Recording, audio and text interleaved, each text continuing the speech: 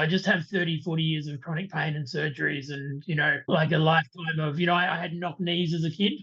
So Uh-huh. my knees went down and splayed out, you know, it's 13 degrees, right? It was a big splay. Wow. When I was 14, I had surgery on the growth plates. So I've always had, I can do the thumb to my wrist and, 90-degree pinky. That's probably going to make you go, but for me, it's just, that's the way my body bends. Yes. So yeah, it was actually only maybe 5 years ago I had a doctor say to me, "Do you know that hypermobility is comorbid with chronic pain?" And I went, "Oh, I had no idea." And then Yes. since then, I've kind of dived into the rabbit hole of EDS, and I've seen a pain specialist and a few GPs that have diagnosed me with that. Things pop up in my Facebook algorithm, and the three keys popped up, and I saw the comments. I thought that sounds interesting, so I did the online course, and having done some of the stretches after like 5 days, firstly learning about that my sacrum's a separate bone, right, and that my whole hip section is not one system.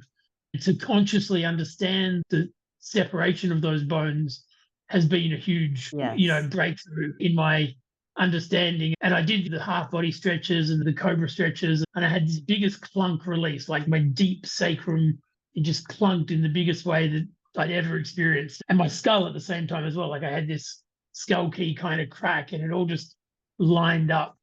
And from that moment, like it was, as through reading the book, it was kind of this first time I've ever experienced my body as a sense of support, Mm, right? As something I can trust and lean on and sit in, such a versus skill. something that Yeah. I've had to hold together or, drag along behind my brain, right?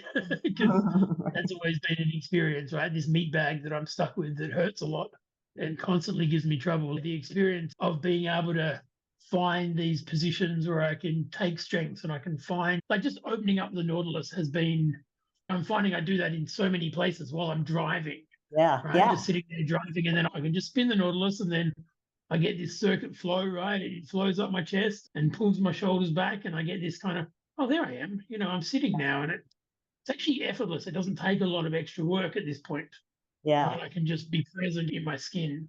So what you were Um, feeling when you felt those clunks was that kind of internal hydraulic column coming online when you allow the sacrum and the pelvic bones to have that little bit of differential that lets it move like this, like in contralateral motion and walking. I guess the lubrication of that as well, right? You get the pressure build up, but then Uh-huh. if you've got it kind of moved in the right way, it'll plunk and release that pressure.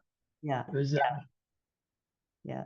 Especially yeah, it's for a body like yours, EDS, you will feel that in a big way. Some other people may not feel it in quite in a dramatic way, but they will feel that internal feeling of support, that effortless posture, because you are organizing yourself to the evolutionary intelligence of how your body came to be standing upright.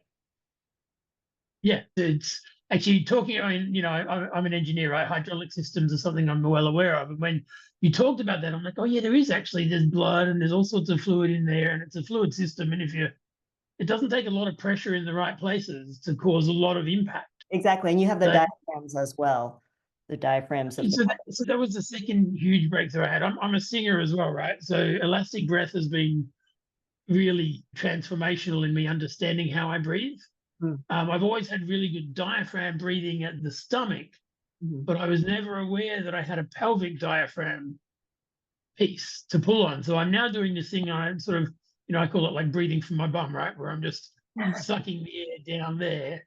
And I swear I've gained half an octave in my low register just because I'm resonating these new deep chambers. I sing as, and have done for a long time. But And no one ever taught me about pelvic breathing. No one ever taught me that there was a muscle down there that I could pull on to kind of pull that fascia web and yeah. open the lungs even further, right? And, like again, I've done professional singing lessons and seen singing teachers and been taught about singing breathing, but it stops at the diaphragm, at the like stomach diaphragm.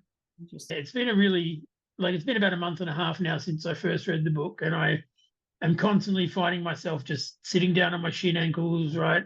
Mhm. Spinning the Nautilus. And every time I do that, there's this flow of yeah, things are not too bad if I'm in the middle of, I've got a 3-year-old and a 7-year-old, right? So there's a lot of, well, actually holding a child, Mhm. right? Previously, I would sag and it would be a big weight dragging on me.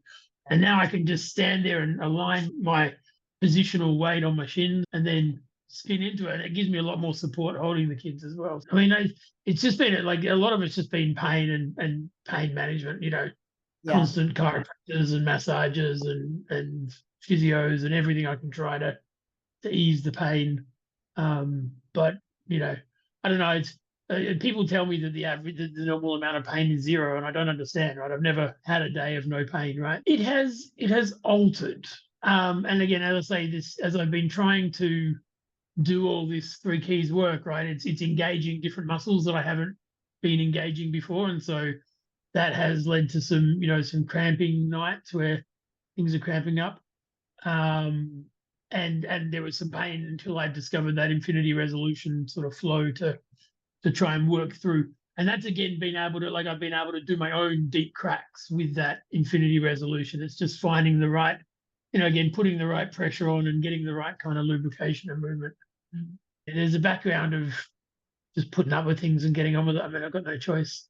But in this last month and a half, since I've done this 3 keys, I'm starting to have this sense of it's not just something I have to put up with, right? I have some tools in my toolkit that can adjust the balance of that. So yeah, I would say my pain has improved and is continuing to improve. I don't think it's a one-stop shop, Yeah. but that original release of just everything cracking into place was, so fundamentally shifting, Mm. and being able to follow that up and actually start to feel things flowing and moving that never did before.